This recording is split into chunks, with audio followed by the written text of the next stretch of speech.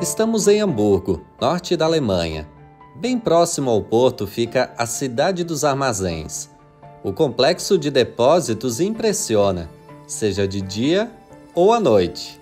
E por incrível que pareça, a história da maior cidade de Santa Catarina começa por esses arredores. Nesse prédio funcionava a Sociedade Colonizadora Hamburguesa, responsável pelo projeto de colonização. O dono da companhia era um senador alemão, Christian Matthias Schroeder. Schroeder morava nesse endereço em Hamburgo.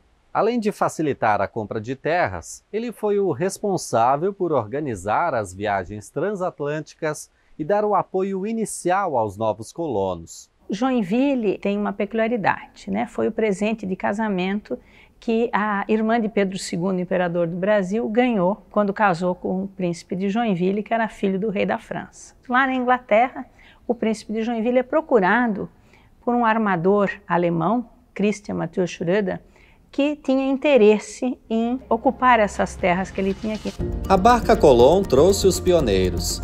O monumento às margens do rio Cachoeira simboliza a longa jornada até as terras de Dona Francisca.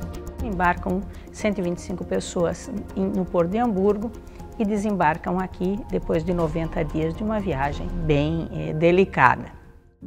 Os primeiros que chegaram se dedicaram ao campo, mas não demorou muito para que o perfil da colônia mudasse. Com a abertura da estrada em direção ao Planalto Norte, a erva mate produzida no alto da serra passou a ser beneficiada no vilarejo, e a colônia agrícola foi se transformando num polo industrial.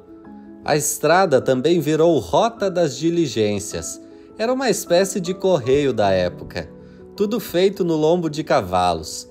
De Joinville a São Bento do Sul eram 2 dias de viagem. Carlos Moniz, ele tinha contratado uma pessoa para a função de postilhão. O postilhão era o cidadão que ia à frente da diligência a cavalo e ele tinha uma trombeta de metal. Quando ele chegava próximo aos destinos daquelas correspondências ou encomendas, ele tocava a trombeta anunciando que a diligência estava a caminho. E se a trombeta tocou é porque está chegando algo para nós.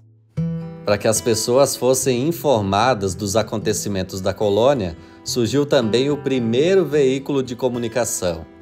Então aqui a gente tem o primeiro jornal da colônia Dona Francisca, em alemão, e um dos primeiros, inclusive, em alemão do Brasil, que foi uma iniciativa do Ottokar Deffel, né, em 1862. É um jornal que teve uma longa duração, ele foi até 1942, exatos 80 anos.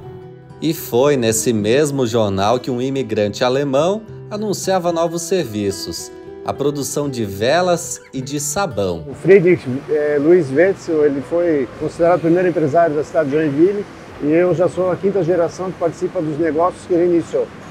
Naquela época, a cidade ainda não tinha energia elétrica e o negócio de velas prosperou. A fábrica construiu no centro da cidade essa imponente chaminé. O objetivo era abastecer as caldeiras. Em pouco tempo, a empresa se tornou pioneira na América do Sul em produzir peças fundidas, feitas de latão. Não existia tecnologia no Brasil relacionada a esse processo na época. Os fundadores trouxeram projetos de máquinas da Alemanha, construíram as próprias máquinas, porque não existia fabricação de máquinas desse processo no Brasil naquele momento. Mas o crescimento da colônia também trouxe preocupações para os moradores. Os incêndios em casas de madeira eram frequentes.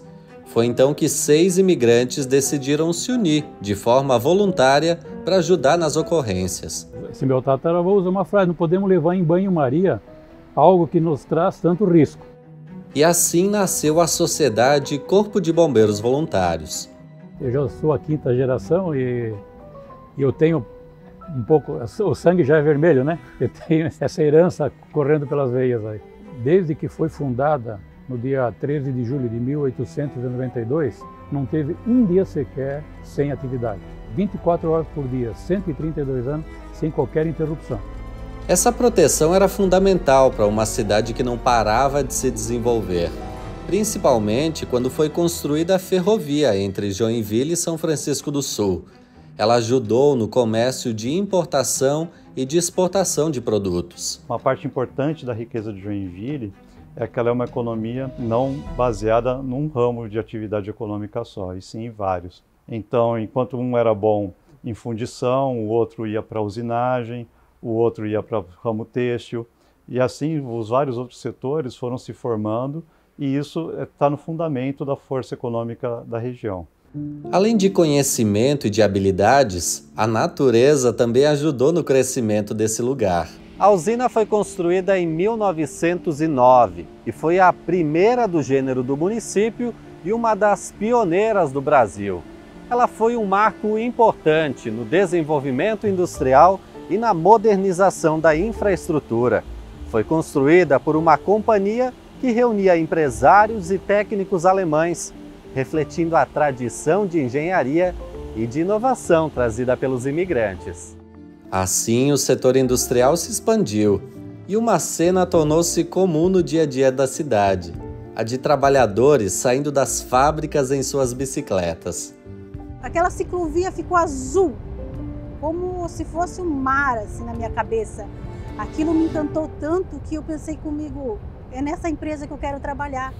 Emprego dela e de mais 13 mil pessoas. E saber que tudo começou pequeno. Essa foi uma tecnologia desenvolvida por 3 brasileiros que foram curiosos, que procuraram aprender, que tinham descendência germânica. Esses 3 visionários fundaram uma empresa de nome indígena, mas de alma global. Eles desenvolveram a fórmula do ferro fundido. Mas só a ideia não bastava. Investiram na capacitação dos funcionários para crescer. A Escola Técnica da Tupi foi uma base muito importante para o desenvolvimento não só de profissionais na área metalúrgica, como em várias outras áreas, que foram base para o crescimento industrial, não só da Tupi, como das empresas da região de Joinville e de todo o estado de Santa Catarina. Essa busca pelo conhecimento e pela inovação está no DNA de Joinville, que ao longo dos anos acumulou inúmeros títulos. E acredite, essas conquistas estão profundamente enraizadas na história da cidade. A Casa do Aço era um comércio que ele importava aço, ferragens, ferramentas e outros itens fixadores da Europa, principalmente da Alemanha, para a colônia, itens que precisavam aqui. E ao mesmo tempo ele exportava produtos nativos brasileiros para a Europa. Então assim surgiu o comércio da Casa do Aço, e alguns dos itens que a gente importava lá atrás eram as primeiras bicicletas da cidade de Joinville e também sementes de flores. Então, como todos aqui da região sabem, Joinville veio a se tornar conhecida como cidade das bicicletas, cidade das flores. Então tem uma relação muito próxima da história do grupo com a história da cidade. A empresa, desde 1959, conhecida como Cizer, continua a honrar suas raízes. Acreditamos muito em inovação, investimos em inovação há muito tempo, e a Cizer não só é líder de mercado na América Latina, mas ela é referência em produtos diferenciados, produtos inovadores, seja aqui no Brasil, na nossa região e até alguns a nível global. E assim, Joinville segue sua jornada para um futuro de expansão e de inovação. Mas o que ainda está por vir? Os próximos capítulos dessa história vão revelar muito mais do que já foi conquistado. A herança alemã segue mais viva do que nunca.